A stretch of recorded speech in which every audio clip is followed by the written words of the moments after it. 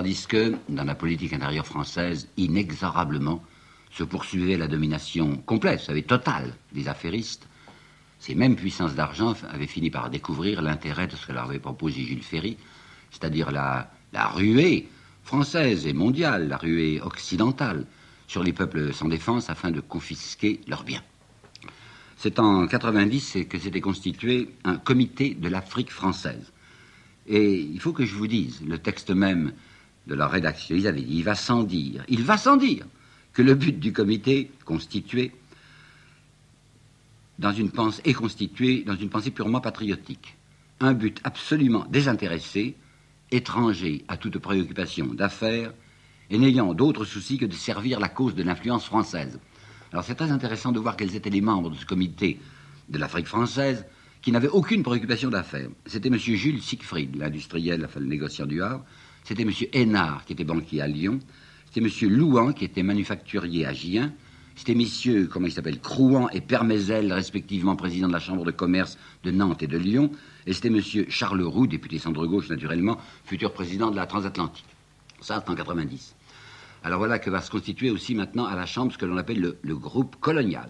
Les noms sont intéressants. Les noms principaux, c'est Léoncey, l'éternel Léoncey, vous savez, Delcassé, ministre des Affaires étrangères, Deschanel, et un nouveau venu, dont vous entendrez souvent prononcer le nom par moi, qui s'appelle Eugène Étienne. C'est drôle qu'on ait oublié Eugène Étienne. C'est un homme extrêmement important pour le colonialisme français, au point qu'au banquet de l'Union coloniale de 1905, on saluera le fondateur et le chef aimé du parti, M. Eugène Étienne. La même année, on va constituer un ministère des colonies. Jusqu'à présent, il n'y avait pas de ministère des colonies en France. C'est en 1994, c'est ça que ça se passe. Le ministère des colonies, jusqu'alors, c'était un sous-secrétariat d'État qui était rattaché au ministère de la Marine. Et maintenant, on va faire un propre ministère des colonies. Cependant, le ministère des colonies ne régnera que sur les colonies proprement dites. Et les autres colonies qui s'appellent protectorats, vous savez, le protectorat jusqu'alors de Madagascar et le protectorat de la Tunisie, sera rattaché aux affaires étrangères. À cause d'hypocrisie, ce sont des nations étrangères. Droit des peuples à disposer d'eux-mêmes, alors simplement ce sont des nations protégées. Mais il est bien intéressant de voir les termes du rapport de fondation de ce ministère des colonies. Il faut assurer à la France la compensation des sacrifices qu'elle a consentis pour la conquête de son empire. Jules Guesde, dès 1885, avait dit, enfin, voyons, qu'est-ce que c'est que le colonialisme? Ça se fait comment? Ça se fait au moyen du sang et de l'argent de la nation, de la collectivité. On commence par envoyer des soldats, c'est-à-dire les enfants du peuple. Ensuite, on envoie un peu d'argent pour les premiers travaux, enfin pour des routes, pour l'aménagement du port, c'est encore des ports, c'est encore l'argent du peuple. Et puis après, ce sont des compagnies privées qui raflent tous les bénéfices. Alors maintenant, il s'agissait d'assurer à la France la compensation des sacrifices qu'elle a consentis. Quelle compensation? Eh bien évidemment, dans les colonies, on va mettre des impositions, enfin des taxes sur les noirs ou sur les jaunes. Ça rapportera un peu. Mais en réalité, comme je vous le dirai tout à l'heure par des citations exemplaires, les colonies coûteront toujours très cher à la métropole et ne rapporteront pratiquement rien à la métropole. Elles rapporteront à des groupes d'intérêt privés. Il faut savoir aussi que dans cette union coloniale, on est extrêmement indigné par ce comportement de l'extrême gauche que je viens de vous signaler. Clémenceau, lui aussi, Jules Guesde et Jaurès, naturellement, ne cessaient de dire que c'était un scandale. Alors, au banquet de 94, le président, qui s'appelait Mercey, je crois, va dire, on nous appelle des mercantis. Quelques mercantis, aurait dit M. Clémenceau. M. Clémenceau, or, il ne s'agit pas de mercantis. Il s'agit, dit-il, d'un groupe compact, puissant et chaque jour plus nombreux d'hommes qui ont leur tradition de droiture et qui contribuent de manière exemplaire à la grandeur de notre pays.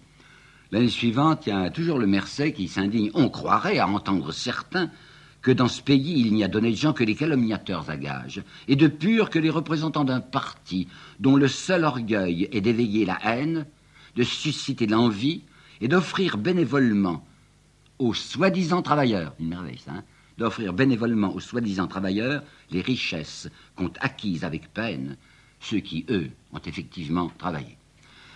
Mais vous savez, ils recevaient, ces messieurs, l'appui le plus considérable des ministres successifs des colonies. Il y avait Eugène Étienne, qui avait été sous-secrétaire d'État aux colonies avant la constitution du ministère, et puis il y aura ensuite Delcassé, et puis Deschanel. Alors il y aura un salut à Delcassé, ministre des colonies. Ce Delcassé, que nous avons vu lui-même offrir des concessions territoriales à quelques-unes de nos maisons, les plus anciennes et les plus recommadables. Nous l'avons entendu promettre de nous consulter sur les tarifs de douane. Tout cela est profondément satisfaisant, disant les membres de l'Union coloniale. Ce mot de profondément satisfaisant me rappelle quelque chose que j'avais trouvé l'année dernière à propos de l'indemnité de guerre que Thiers avait versée à l'Allemagne. Vous savez que cette indemnité avait été versée grâce à des emprunts. Emprunts dont la Banque de France avait été tellement bénéficiaire qu'elle avait porté, je vous l'ai dit, son dividende de 80 à 300.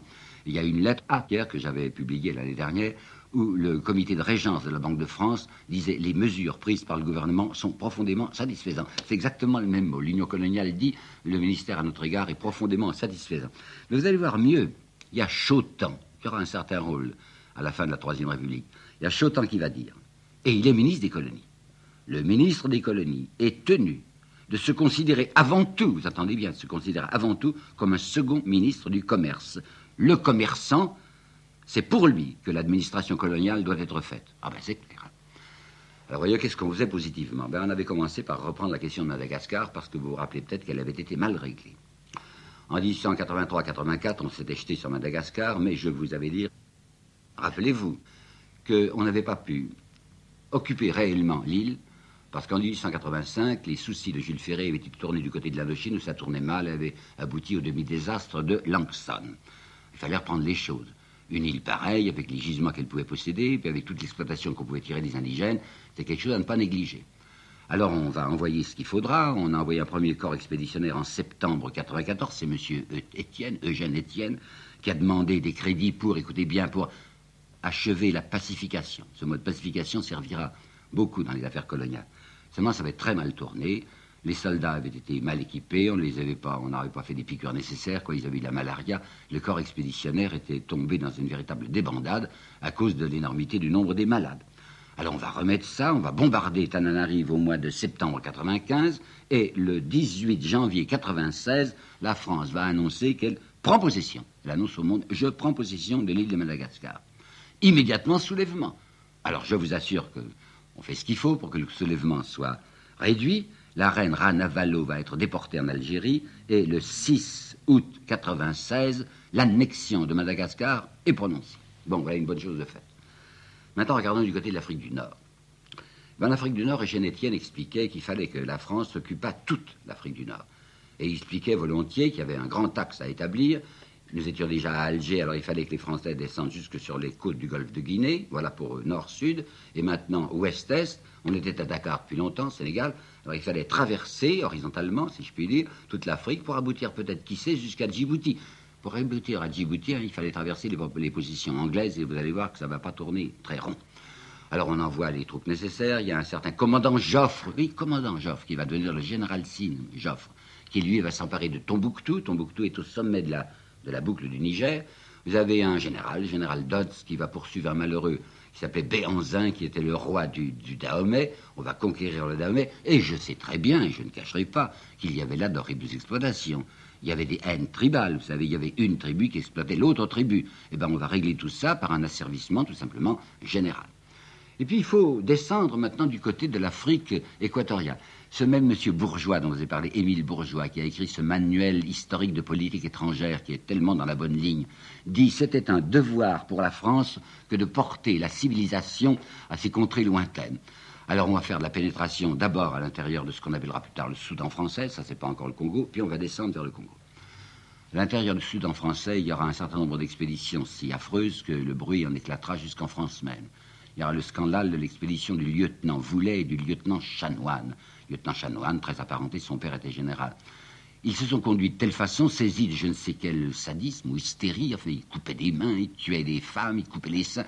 C'était tellement effrayant qu'il y a eu un mouvement de protestation en France. Eh bien, M. Émile Bourgeois, qui parle du devoir de la France de porter la civilisation à ses contrées, énumère le nom de ces officiers couverts de gloire qui ont bien servi la France, et il signale les valeureux efforts de XXX, plus, tranquillement, ils le disent, les valeureux efforts du lieutenant Voulet et du lieutenant Chanoine. Alors, vers le sud, c'est le Congo, c'est le bassin du Congo. Et là, on va se heurter à une difficulté parce qu'il y a un monsieur, un affairiste de grande classe qui s'appelle le roi Léopold II de Belgique, qui a ses idées depuis longtemps sur le centre de l'Afrique, et il voudrait bien mettre la main sur ces richesses du bassin du Congo. C'était, je viens de vous le dire, un affairiste de grande classe, mais aussi c'était quelqu'un qui savait user du vocabulaire nécessaire. Alors, il avait d'abord, dans un premier texte, il n'était pas encore monté sur le trône, il n'était pas le roi, c'était en 64, c'est vieux, hein. Et il avait indiqué l'intérêt des opérations coloniales en disant « C'est un moyen de placer nos capitaux de façon même plus avantageuse que dans les chemins de fer. » Mais maintenant qu'il est monté sur le trône, il va employer le vocabulaire requis, c'est-à-dire un vocabulaire humanitaire.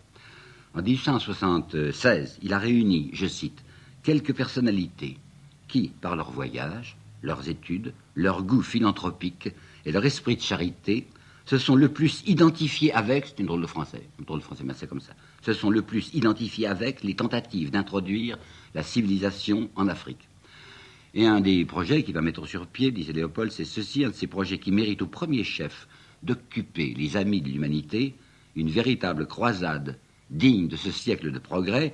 Il faut, écrit-il, planter définitivement l'étendard de la civilisation sur le sol de l'Afrique centrale. Alors vous imaginez tous les affairistes qu'il a derrière lui.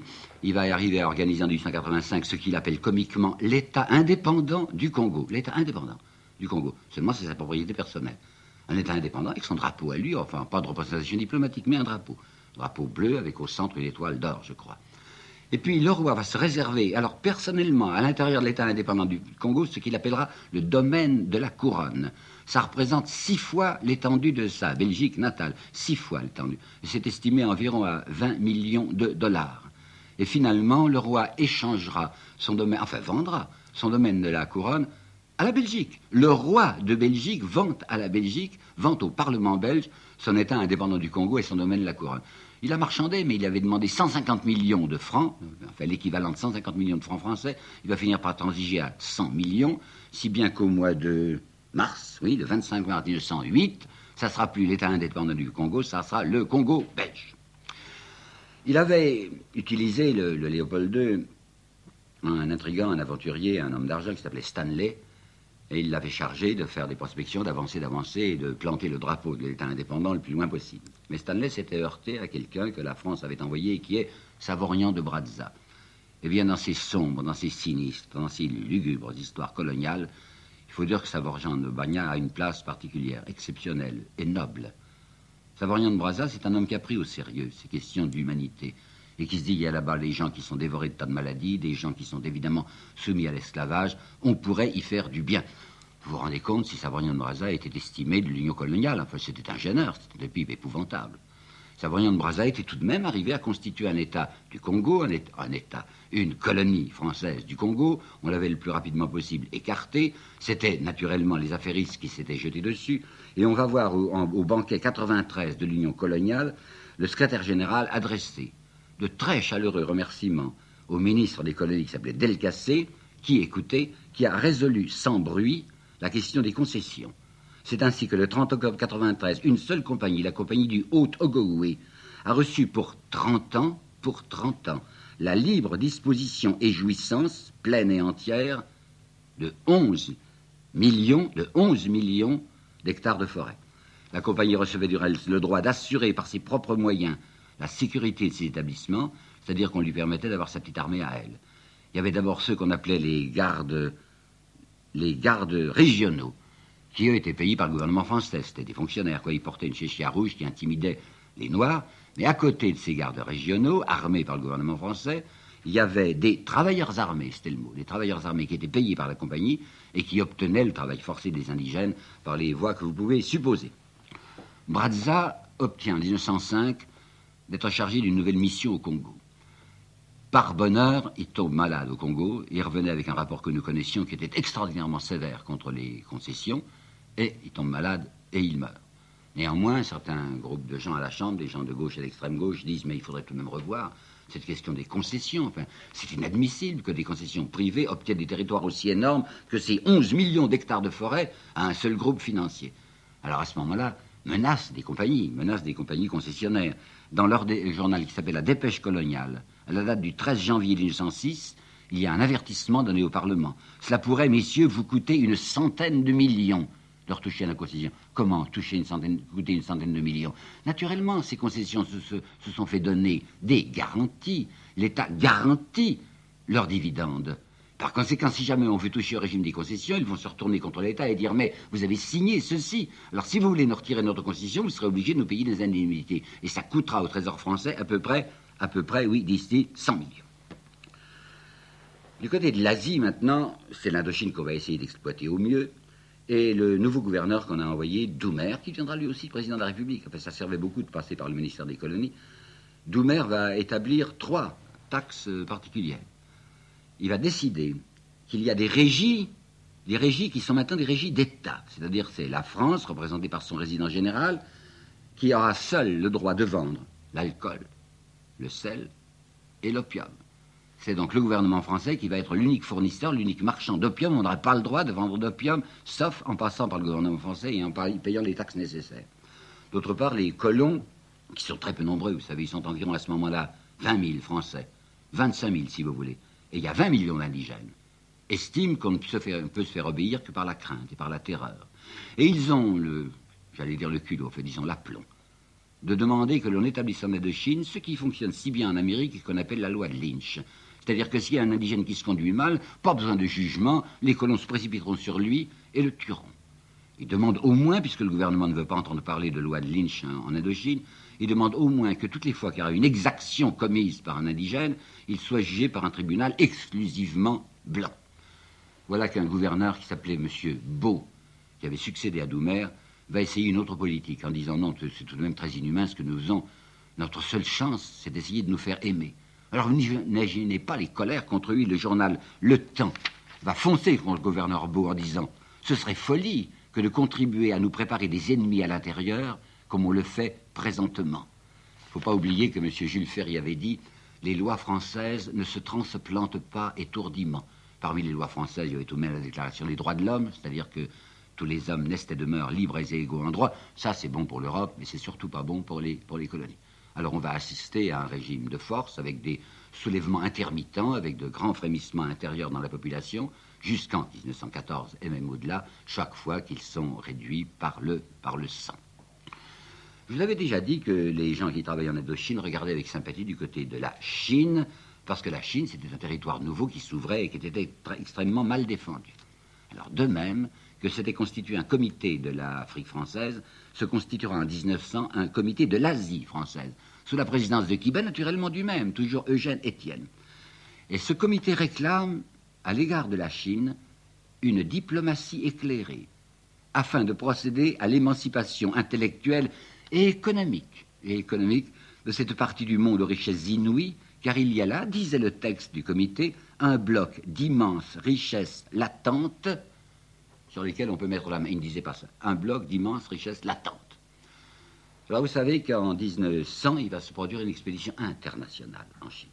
Il y avait eu un soulèvement, c'était les Boxers. Boxers, paraît-il, ça signifie le poing levé pour la justice. C'était des indigènes qui se révoltaient contre les exactions, ils voyaient bien ce qui se passait, de toutes parts l'Occident tombait sur eux, alors ils tentent une révolte.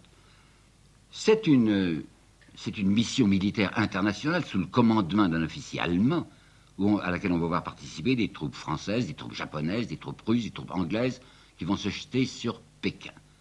Et là, je voudrais vous apporter une citation que j'estime pour ma part exemplaire. Le Figaro, qui ne reculait devant aucun sacrifice, avait envoyé Pierre Loti comme correspondant de guerre à Pékin à la suite de l'expédition internationale. Et dans le Figaro des 18 et 20 octobre 1900, oui, Pierre Loti avait écrit ceci. « J'ai eu la chance d'entrer à Pékin après une razzia de nos zouaves. Ça et là, des mains coupées, des têtes coupées, des paquets de cheveux. Quelque chose sort d'un seau. Je m'approche. Ce sont les 2 cuisses décharnées, la moitié inférieure d'une vieille femme, jetée là, les jambes en l'air. » Vous imaginez bien que ces souvenirs-là resteront frappants dans l'esprit des Chinois. La France va demander des avantages, l'Allemagne aussi, car je vais vous montrer maintenant qu'il ne s'agit certainement pas uniquement de la ruée française, mais que c'est une ruée générale. Mais il faut que je vous dise auparavant que le grand thème développé par les colonialistes est celui des richesses. Étienne avait dit, au propos de Madagascar, il faut emmagasiner là pour la France une force de richesse incalculable. Ben maintenant, voici les 2 citations que je vous avais annoncées tout à l'heure sur les résultats du colonialisme. Et je ne veux certes pas les emprunter à des esprits subversifs. Ma première citation vient de M. Emmanuel Beau de Loménie, qui est un royaliste, qui est un légitimiste, et qui a écrit des livres fort importants sur les dynasties bourgeoises.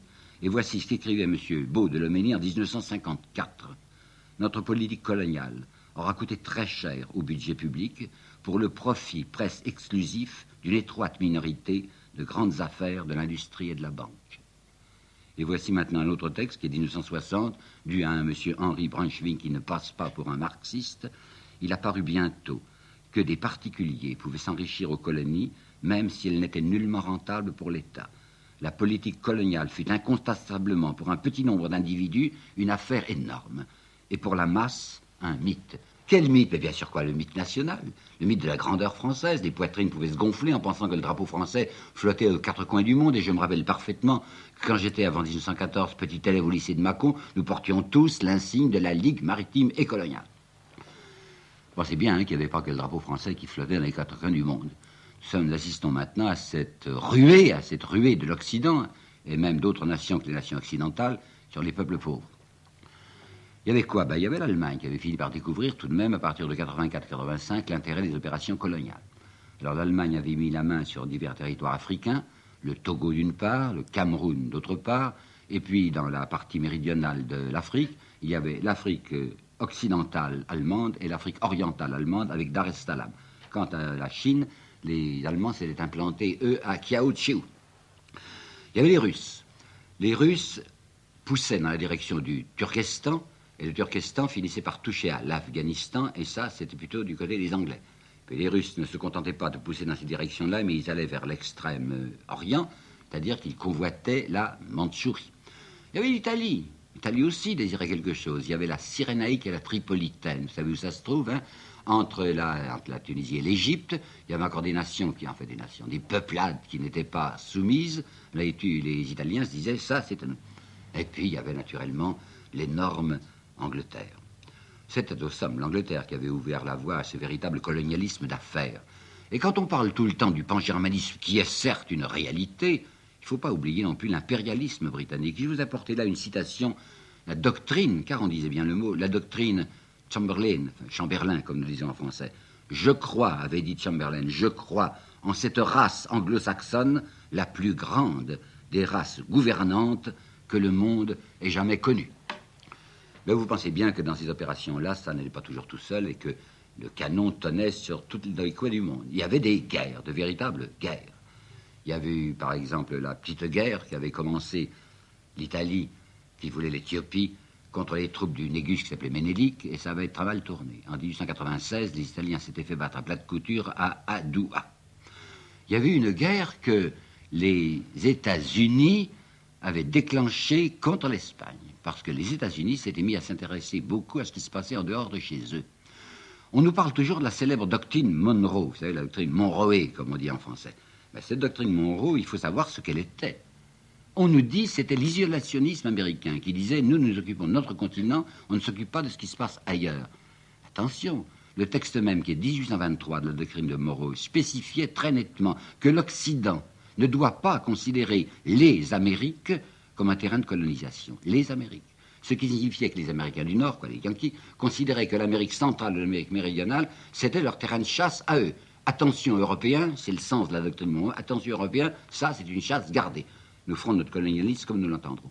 Mais ils débordaient de leur Amérique. Ils débordaient puisqu'ils s'étaient emparés en 1898, je crois, des îles Hawaï d'un côté, dans le Pacifique, et de l'autre côté, ils s'étaient jetés, et des Philippines, que j'oubliais, et de l'autre côté, dans la mer des Antilles, ils s'étaient jetés sur Porto Rico et Cuba. Or, les Philippines, Porto Rico et Cuba appartenaient à l'Espagne, et ça avait été une guerre entre les États-Unis et l'Espagne.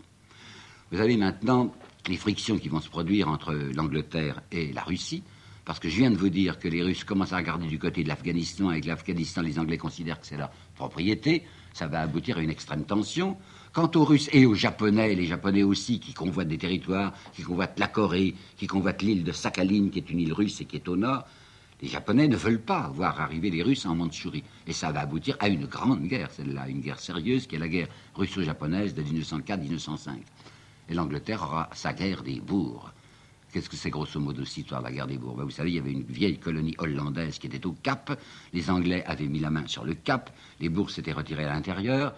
Pas encore trop d'histoire. Avant que l'on ne découvre qu'il y avait d'une part des mines de diamants dans le territoire des bourgs et des mines d'or. Alors à ce moment-là, un grand homme du colonialisme anglais qui s'appelle Cecil Rhodes avait décidé qu'il fallait mettre la main sur ces possessions-là. D'où une guerre, une longue guerre avec les bourgs, où les Anglais seront obligés de mettre paquet, si j'ose dire encore, 300 000 hommes. Ils finiront par envoyer 300 000 hommes là-bas. Et ils en perdront 60 000. Et les frictions internationales s'accroissent, et même maintenant, entre la France et l'Angleterre. Il y a un instant, je disais tout à l'heure que les Français commençaient à regarder jusqu'à Djibouti. Ils avaient mis la main sur Djibouti en 1881. Et pour joindre Dakar d'un côté à Djibouti de l'autre, il fallait franchir le Soudan égyptien. Or, les Anglais, après avoir dit « nous ne sommes que provisoirement et que passagèrement en Égypte », avaient parfaitement l'intention de descendre vers le sud, et leur grande idée, c'était une ligne militaire, enfin une ligne économique et militaire, qui joindrait le Cap au Caire, la fameuse ligne du Cap au Caire. Ils avaient l'idée de posséder tout ce centre vertical, si j'ose dire, nord-sud de l'Afrique. Alors, comme la France avait fait semblant, avec Jules Ferry, de se désintéresser de l'Égypte, et qu'avec Delcassé, elle s'intéressait de nouveau à l'Égypte, on avait envoyé une expédition qui devait aller, si possible, jusqu'au bord de la mer Rouge, en partant du Soudan, avec le colonel Marchand. Le colonel Marchand arrive sur le Haut-Nil, dans cet endroit qu'on appelle Fashoda. Et à Fashoda, il va se trouver en face de Kitchener, l'Anglais, qui, après avoir écrasé le Mahdi à Omdurman, s'avance vers le sud et dit à ce colonel Marchand, vous êtes là, vous allez partir. Eh bien, la France va céder. Delcassé lui-même, Delcassé dit non, on ne peut pas risquer tout de même une guerre avec l'Angleterre, quoique vous verrez qu'à un certain moment, ce Delcassé avait été fort ému, et retirera les troupes, humiliation nationale incroyable, d'un pauvre Français qui est amené et qui remue par terre sous le vent, les troupes françaises se retirent de Fashoda. En 98, il se produit un événement dont presque personne ne parle quand on raconte les histoires internationales. Et moi, j'y attache beaucoup d'importance. En 98, il y a un nouveau tsar depuis 4 ans en Russie, il s'appelle Nicolas II. C'est lui qui va être pour une part responsable de la guerre que nous étudions maintenant, la guerre de 1814, je dis bien pour une part, mais c'était un homme qui ne désirait certainement pas la guerre. Il était timide, il était faible, si vous voulez, il était très religieux. Et voici qu'en 98, ce tsar prend l'initiative d'une demande générale adressée à toutes les puissances de désarmement. Oh, il ne dit pas on va abandonner tout de suite nos armements, mais au moins stopper les armements. Décider que cette fameuse escalade qui commence de toutes parts doit s'arrêter. Parce que, dit-il, ça aboutira fatalement à un égorgement européen, à un carnage. Alors il va proposer une conférence du désarmement à La Haye. Vous n'imaginez pas le mépris qui va accueillir cette proposition dans toutes les chancelleries. Un mépris qui va être naturellement excité par ceux qui sont les fournisseurs d'armes et qui se disent comment, mais on est en train de gagner des fortunes en armant les nations respectives, qu'est-ce qui va arriver? Guillaume II a écouté la proposition de Niki, comme il l'appelait, c'était un parent, Nicolas II. Ça l'aurait intéressé, mais il dit, mais avec quoi M. Krupp payera-t-il ses ouvriers? Krupp, vous savez, c'est l'industrie militaire, l'industrie armement allemande.